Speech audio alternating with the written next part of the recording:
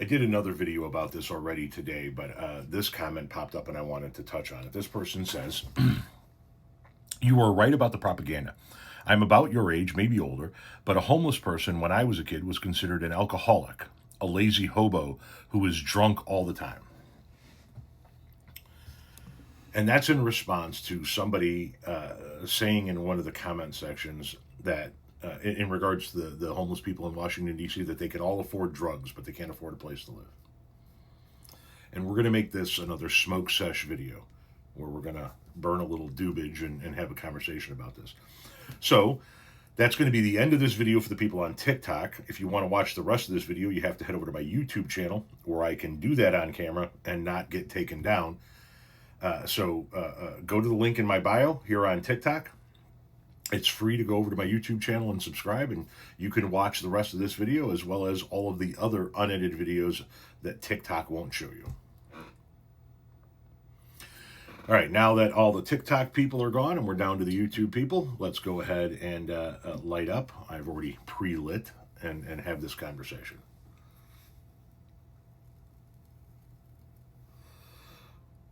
Yes, homeless people have been maligned for generations. And you and I, if we're about the same age, experienced exactly what it is you're talking about, right? Oh, look, he's a hobo. He's a bum. He's a drunk. He's probably got a bottle of whiskey or bourbon or something in that paper bag that he's got. Because people need to come up with a reason to hate people that aren't like them. People need to look at a homeless person, some people, and go, this must be their problem, right? They must be on drugs. They must be an alcoholic. They must be just a lazy person that won't get up and go to work. It's got to be. It can't possibly be another reason, right? Lord knows nobody has ever wound up on the street because they lost everything. Now, listen, sometimes people lose everything because they did something wrong. They invested wrong. They didn't pay their taxes. They didn't do this. They didn't do that. And they lost everything and they wound up homeless. But that's another reason why people wind up on the streets. One big reason why people wind up on the streets is undiagnosed mental issues, mental health issues. Mental health issues that they either can't or won't get help for or haven't been diagnosed. Most of the veterans living on the street in the United States of America are there because of some type of mental health issue, not because they're addicted to drugs or because they're lazy or because they're fucking alcoholics. It's because they're dealing with something. And then there are the people that are out there by choice. And this is what I touched on in the other video that I did this morning. There are people that live a homeless lifestyle on purpose. Whether you believe it or not is irrelevant. It happens. You want to know how I know this? Because I was one of those people. I lived in a tent from the spring of 1992 to August of 1995. I hitchhiked back and forth across the country. Everything I owned fit in a backpack and went with me. I did not have an address.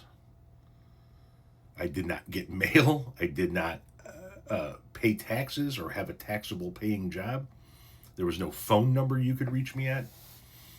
There was nowhere that anybody could point to and go, that's where Tom lives. Because I was always moving during that period of time and always outside. Let me make sure that you understand what I'm saying when I say that. When I say from the spring of 92 to the spring of 95, I was always outside, I mean, with the few exceptions where we went in somewhere to sit down, to get out of the cold, to get out of the rain, with those few exceptions, I was always outside, morning, noon, and night. I lived outside, I played outside, and I slept outside. I was homeless by choice. And one of these fucking assholes would come up to me, one of these people that we're talking about in the modern day, back then would have come up to me and went, "Oh, are you on drugs? Are you an alcoholic? What happened?" Nothing happened. I decided to live like this. I decided I didn't want to get an apartment and a job and pay my bills and live the 9 to 5 lifestyle. I wanted to live a nomadic lifestyle. I wanted to go see the country I live in. And so I did.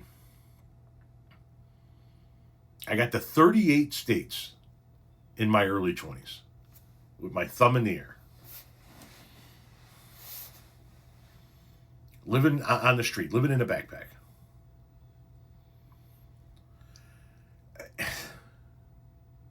And to think that these people would look at me and think that that was my situation because I was addicted to a substance is...